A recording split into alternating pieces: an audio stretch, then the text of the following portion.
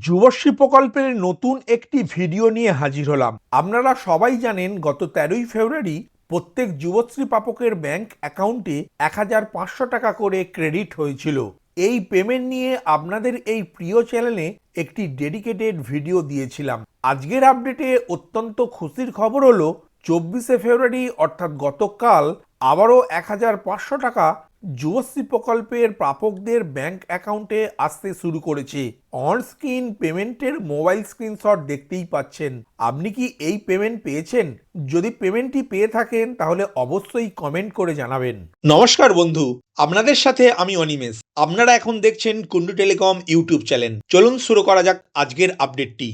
যুবশ্রী প্রকল্প হলো পশ্চিমবঙ্গ সরকারের অন্যান্য আর্থসামাজিক প্রকল্পের মতো আরও একটি আর্থিক প্রকল্প, যেখানে পশ্চিমবঙ্গের যে সকল যুবক যুবতী এখনো পর্যন্ত বেকার, যাদের বয়স 18 থেকে 45 বছরের মধ্যে, যাদের ন্যূনতম শিক্ষাগত যোগ্যতা অষ্টম শ্রেণী পাস, যারা এই রাজ্যের স্থায়ী বাসিন্দা, তারা অনলাইনে এমপ্লয়মেন্ট ব্যাংক ওয়েবসাইটে গিয়ে এই প্রকল্পে আবেদন করার পর অনলাইনেই ভেরিফিকেশন সম্পূর্ণ হয়ে যাওয়ার পরে এমপ্লয়মেন্ট ব্যাংক কর্তৃপক্ষ বছরে একবার বিজ্ঞপ্তি দিয়ে প্রায় 50,000 আবেদনকারীকে অ্যানেক্সার 1 এবং অ্যানেক্সার 2 ফর্ম নির্দিষ্ট তারিখের মধ্যে নিজ নিজ এমপ্লয়মেন্ট ব্যাংক অফিসে অথবা অনলাইনে জমা করতে বলে।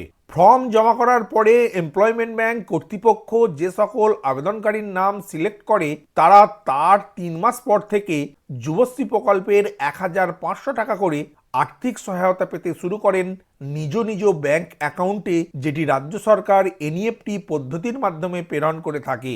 আপনি কি এমপ্লয়মেন্ট ব্যাংকে নিজের নাম নথিভুক্ত করিয়েছেন? যদি আপনার নাম রেজিস্ট্রেশন করিয়ে না থাকেন তবে আপনার এই প্রিয় চ্যানেলে এমপ্লয়মেন্ট ব্যাংকে কিভাবে নিজের নাম নথিভুক্ত করবেন তার স্টেপ বাই স্টেপ প্রসেস নিয়ে একটি ডেডিকেটেড ভিডিও রয়েছে।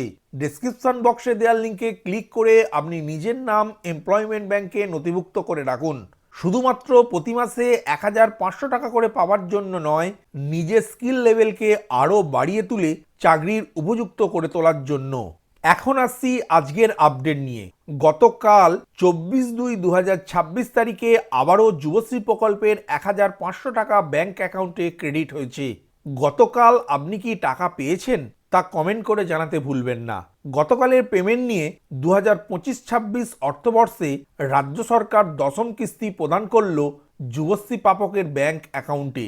এখন আপনার স্ক্রিনে একটি মোবাইল স্ক্রিনশট দেখতে পাচ্ছেন, যেখানে লেখা রয়েছে Your claim of rupees 1,500 other grants is released from Calcutta PAO2 Treasury and is scheduled to be credited to bank account number on 24/2/2026 WBIFMS।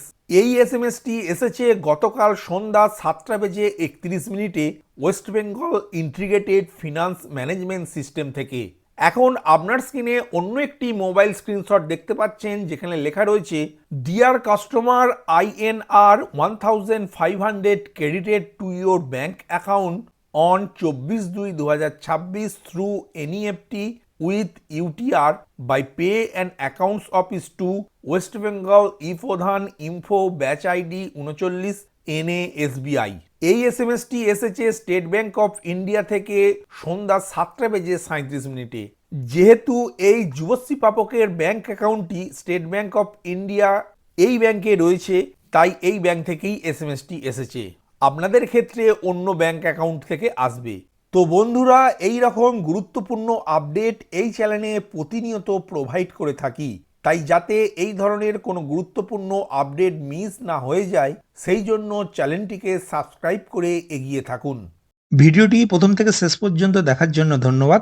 এই ইনফরমেটিভ আজকের আপডেটটি আপনার বন্ধু ও পরিচিতদের জানাতে বেশি বেশি করে শেয়ার করবেন, আর অবশ্যই কমেন্ট করবেন ভিডিও সম্বন্ধে আপনার কোনো ডাউট বা জিজ্ঞাসা থাকলে, এবং আপনার কোনো মতামত জানাবেন। ভালো থাকবেন, সুস্থ থাকবেন।